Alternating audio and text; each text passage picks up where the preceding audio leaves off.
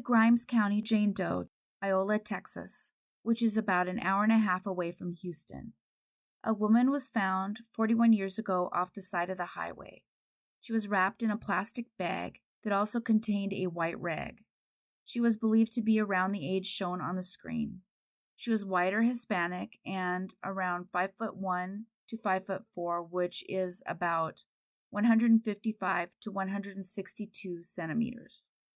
She was around 110 pounds or 50 kilograms. She had probably been there since around 1978 to 1980, but wasn't found until October of 1981. So it's possible she was someone who went missing around 1976, or possibly even later, but obviously no later than October of 1981. So in this case, the postmortem interval is 1 to 5 years. Because we're not certain when she passed away, the ranges of date for her age is wider, meaning that she was born from 1957 to 1967. So when I do these dates, I have to figure in how long she was there. She likely went missing from 1976 to 1980, and they have already excluded the cases that you see showing on the screen right now. That means they've compared her DNA or dental films or something along those lines and ruled them out. Henry Lee Lucas, once again, claimed responsibility, saying her name was Cheryl. In this recording I've done today, I actually had to mention him twice, and I hate it so much.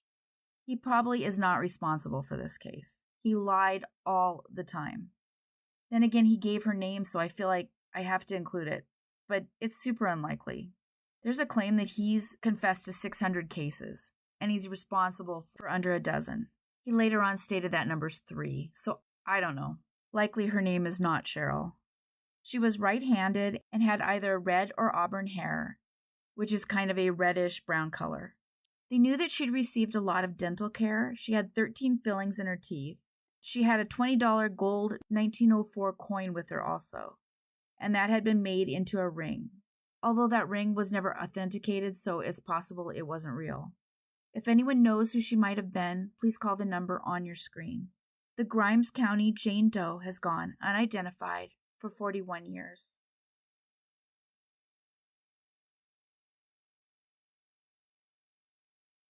I started looking for Florida cases, and it's a little horrifying how few of Florida cases have recreation photos. Those photos are something for family members to look at and possibly know, and for people like me, it makes it easier to cover the cases, which I assume is the same with the group who tweet or post on social media, trying to increase awareness about specific cases. One of the viewers, Blondie, reached out from halfway around the world to contact coroners in a few various cases here in the U.S., which was pretty cool since she's not even a U.S. resident. It got me thinking, these cases where there's no picture, it wouldn't hurt for people to pick a case they want to help and perhaps contact that coroner. I'm not suggesting hounding anybody, but even an email here and there might make a difference. It might keep it fresh in the minds of whoever saw the email or if somebody passes it along. Maybe pushing to gain exposure wouldn't hurt. Tina, 1979, Miami, Florida. On September 4th, 1979, a woman was found in the parking lot at the Biscayne Garden Apartments. This was around 7:30 a.m., and she was located near a garbage dumpster. She was found only a few hours after she passed, and it was determined she'd been moved there from some other unknown location. She was known to many in the area, and they believed her to be a runaway from another state. Those questioned about her said she'd been using the name Tina, as well as the nickname Sheba. She also went by the alias seen here, Pholoan S. Love. She had previously given her date of birth as June 3rd, 1961, and we know that at one time she'd been residing in an apartment complex in Hollywood, Florida. She had told somebody that her closest relative was someone named Ben Misa, and that he lived in Brooklyn, New York. She claimed she'd been a runaway from a home in Ohio, leaving that state 2 years earlier, meaning this was 1977 or perhaps before. But of course, it does appear she was giving different stories to different people, so it's hard to say which is true. They estimated her to be in her late teens to mid-20s, with a date of birth around 1954 to 1962. She had strawberry blonde hair and hazel eyes. She had noticeable acne and some old burns that were seen inside of each calf, which probably came from a motorcycle, meaning she had her legs near an exhaust pipe. They knew she'd been getting dental care and she had fillings in some of her teeth. When she was found, she was wearing a white t-shirt and a yellow floral scarf, along with blue jeans. Her COD was asphyxiation. She was around 5'5" to 5'9", or 168 to 180 centimeters. She weighed 120 pounds, or 54 kilograms. They need people to come forward with information on who she was and or who took her life. You can always call in to any of these precincts without giving your name.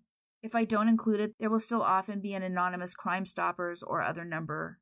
I usually try to include this, but sometimes I forget. Tina Doe has gone unidentified for 43 years. If you are at all interested in helping crowdfund John and Jane Doe cases, I've provided links to the DNA Doe Project and DNA Solves below. Both of those allow you to pick the cases you help fund.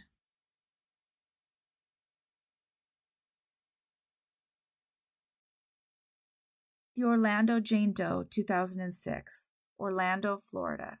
On October 3, 2006, in Orange County, Florida, a dog and their owner was passing by the John Young Parkway and W.D. Judge Road. This was around 8:30 in the morning when a dog would discover a human bone. That's why it's always so important for people to check out any bones they find.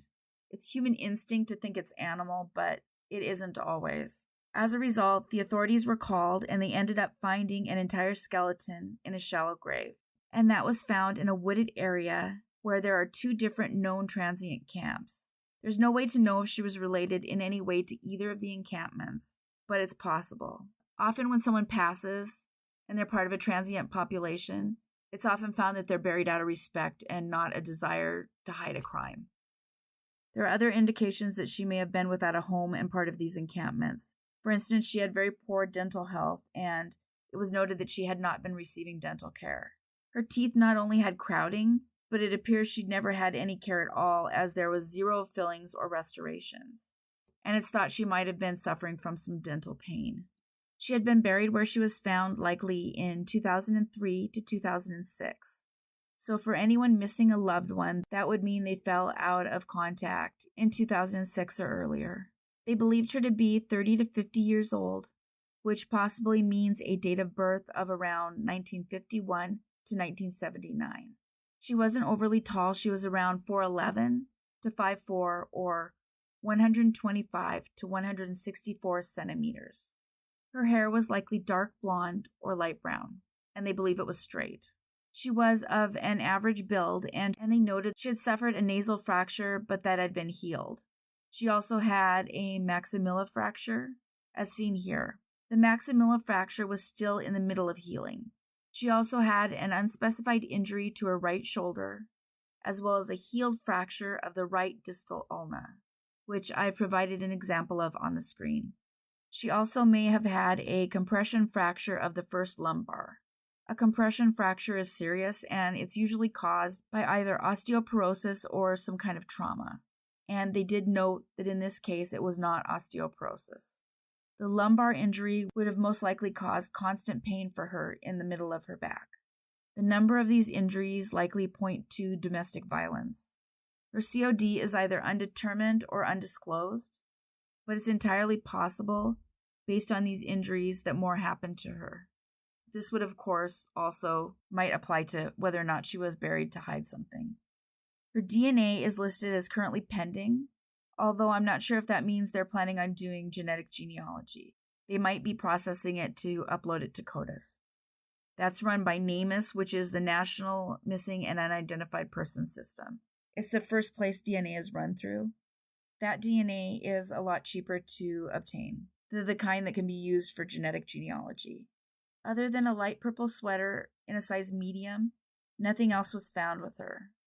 At least not that's been listed. The Orlando Jane Doe has gone unidentified for 16 years.